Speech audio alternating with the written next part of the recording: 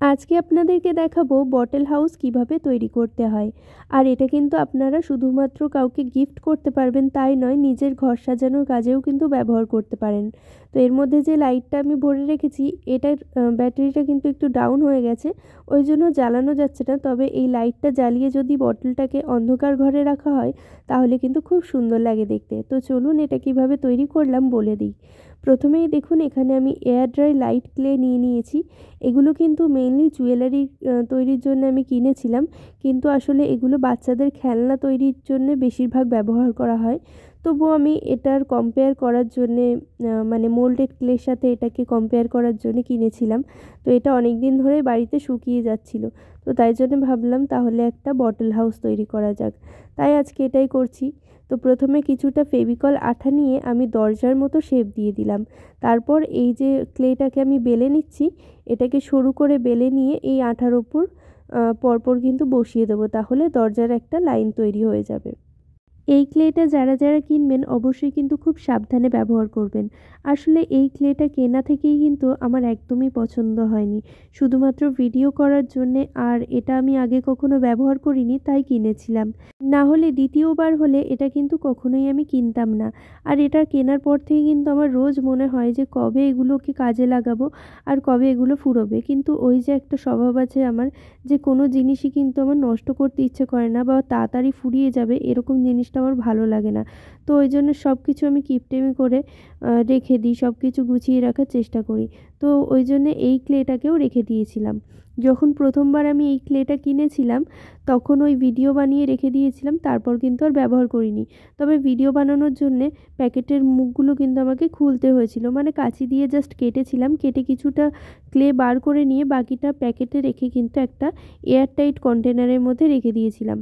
তারপর হঠাৎ অনেক দিন পর যখন আমি কন্টেনারটা খুললাম, তখন দেখি প্রত্যেকটা প্যাকেট যেহেতু মুখ কাটা ছিল, তো ওই প্যাকেটের সামনের দিকটা, মানে যেই দিকটা মুখটা কাটা ছিল সেই দিকটার অনেকটা অংশ ক্লে কিন্তু শক্ত হয়ে গেছিলো। এটা এয়ার ড্রাই ক্লে, হাওয়া লাগলে শক্ত হবে সেটাই স্বাভাবিক।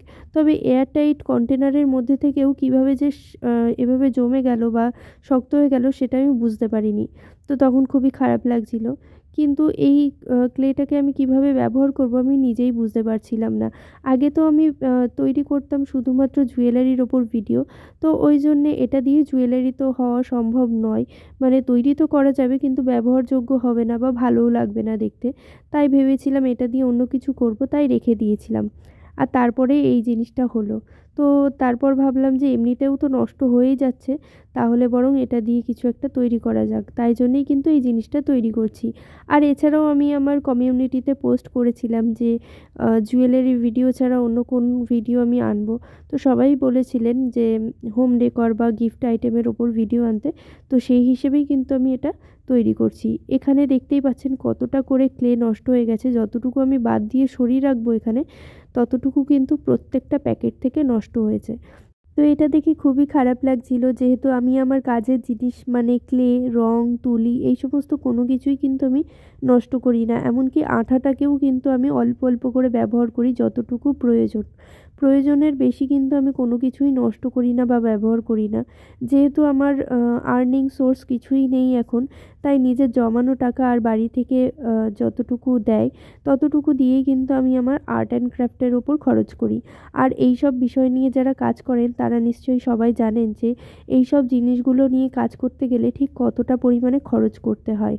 তো সেই জন্যেই কিন্তু আমি সব কিছু ঠিকঠাকভাবে আমি ব্যবহার করার চেষ্টা করি, যাতে এক্সট্রা বেশি খরচ না হয় বা এক্সট্রা কিছু নষ্ট না হয়ে যায়। তো সেভাবেই আমি চলার চেষ্টা করি। তারপর যদি সব প্যাকেটগুলো থেকে এতটা করে ক্লে নষ্ট হয়ে যায় তখন খুবই খারাপ লাগে। ওই জন্যে আজকে আমি যতটুকু ক্লে ছিল ততটুকু প্রায় সবটাই আমি ব্যবহার করার চেষ্টা করেছি। আর বাকি যতটুকু আছে অতটুকু দিয়েই আমি পরের দিন অন্য কিছু একটা হোম ডেকরের আইটেম তৈরি করে আপনাদেরকে আবার দেখাবো। তো তাহলে আমার ক্লেটা শেষ হয়ে যাবে, আর তারপর থেকে আমি মোল্ডেড ক্লে দিয়েই সমস্ত হোম ডেকর জিনিসপত্র তৈরি করব, বা অন্য আরও যে সমস্ত জিনিস আছে সেগুলো দিয়ে আমি হোম ডেকরের জিনিস বা গিফট আইটেম আপনাদেরকে তৈরি করে দেখাবো। আর এখানে দেখতে পাচ্ছেন যে রঙগুলো, এই রঙগুলো কিন্তু অনেক আগে আমি গিফট পেয়েছিলাম। তো অনেকগুলো রং একসাথে গিফট পেয়েছিলাম। তো এই রঙটা কিন্তু আমি প্রায় 3 বছর ধরে ব্যবহার করছি। এগুলো কিন্তু 20 টাকা করে কৌটো নেয়। তো এখানে অনেকটা কম কোয়ান্টিটিতে রং থাকে, তবুও আমি 3 বছর ধরে কিন্তু এটাকে ব্যবহার করছি। এখনও প্রায় অনেকটাই আছে, হয়তো আরও 1 বছর চলে যাবে, এরকম ব্যাপার। তবে যেগুলো রেগুলার ব্যবহার হয়, যেরকম লাল, সাদা, কালো, এইসব কালারগুলো আমি অনেকবার করেই কিনেছি। প্রায় 3-4 বছর ধরে 3-4 বার করে কেনা হয়ে গেছে। তবে এই কালারটা যেহেতু রেয়ার কালার, তো এটা কিন্তু 3 বছর ধরে আমি ব্যবহার করছি।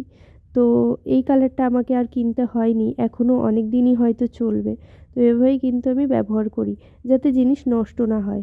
আর এখানে দেখতে পাচ্ছেন যে কালারটা করছি, এর সাথে সামান্য কিন্তু আমি ফেভিকল গ্লু আর কর্নফ্লাওয়ার মিশিয়ে নিয়েছি, যাতে কোটিংটা একটুখানি মোটা হয় আর সহজে যাতে কোটিংটা উঠে না যায়।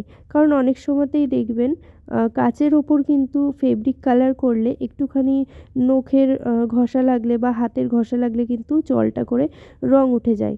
তবে এভাবে যদি আপনারা কালার করেন কোনো জিনিসের ওপর, মানে কাচের ওপর, তাহলে কিন্তু জিনিসটা উঠবে না সহজে। তো ওই জন্যে কিন্তু আমি এভাবে করলাম। আর তাছাড়াও এর মধ্যে যেহেতু লাইট সেট করা হবে, লাইটটা জ্বললে যাতে বাকি জায়গাগুলো দেখা না যায় খুব বেশি, তাই জন্যে কিন্তু এই জায়গাগুলো আমি এইভাবেই কালার করলাম। তাহলে কোটিংটা কিন্তু একটুখানি মোটা হবে আর লাইটটা কিন্তু চারিদিক থেকে বেরোবে না, যতটুকু অংশ ফাঁকা থাকবে শুধু সেই জায়গা থেকেই লাইটটা বেরোবে। আর এই কালার কোটিংটা অ্যাপ্লাই করার সময় কিন্তু অবশ্যই আমি যেরকমভাবে ড্যাব ড্যাব করে কালারটাকে অ্যাপ্লাই করছি সেভাবেই কিন্তু অ্যাপ্লাই করবেন। অন্য সময় কিন্তু আমরা সাধারণত ওপর থেকে নিচের দিকে বা বাঁদিক থেকে ডান দিকে তুলিটাকে টেনে সমানভাবে রং করি, কিন্তু ওইভাবে কিন্তু ভালো হবে না, জিনিসটার ফিনিশিংটা আসবে না। আর যখন লাইটটা জ্বলবে তখন কিন্তু লাইটের আলোগুলো সব দিক থেকে বেরিয়ে যাবে, তো দেখতে একদমই ভালো লাগবে না। তাই এইভাবে কোটিংটাকে যদি অ্যাপ্লাই করা যায় তাহলে কিন্তু খুব সুন্দর হবে। তো এখানে দেখতে পাচ্ছেন কতটা কম রং দিয়ে আমি পুরো জিনিসটাকে কালার করে ফেললাম।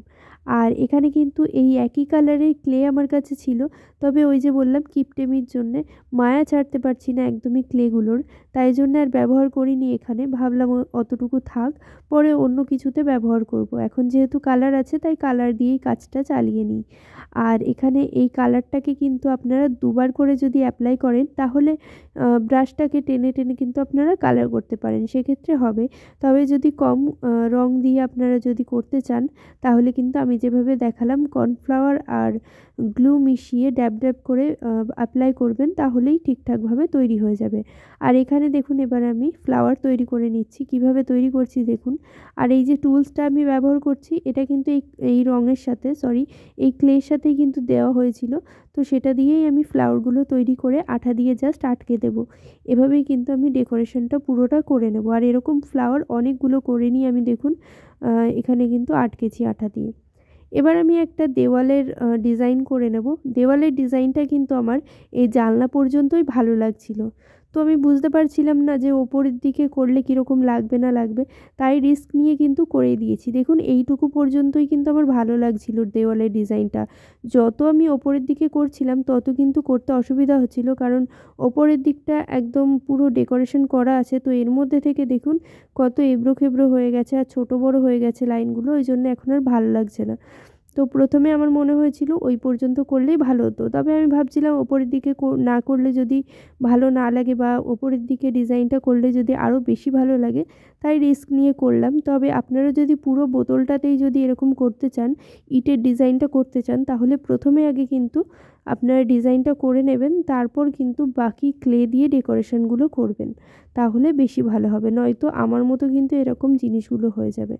আর এই দরজাটার ওপর দিকটা অনেকটা খালি খালি লাগছিল, তাই ওপরটা ঢেকে দিয়েছি। ওখানে আমি লিখে দেবো সুইট হোম বলে, আর একটা এরকম গাছপালাও অ্যাড করে দিচ্ছি এখানে, তাহলে আর খালি খালি লাগবে না। আর পরবর্তী ভিডিওতে হোম ডেকর বা গিফট আইটেমের ওপর কী জিনিস আপনারা দেখতে চাইছেন সেটা অবশ্যই কিন্তু কমেন্ট বক্সে জানাবেন। আর এই ভিডিওটা ভালো লাগলে একটা লাইক করে দেবেন। আর যারা আমার চ্যানেলে নতুন আছেন তারা অবশ্যই কিন্তু পরবর্তী ভিডিও পাওয়ার জন্য চ্যানেলটাকে সাবস্ক্রাইব করে দেবেন।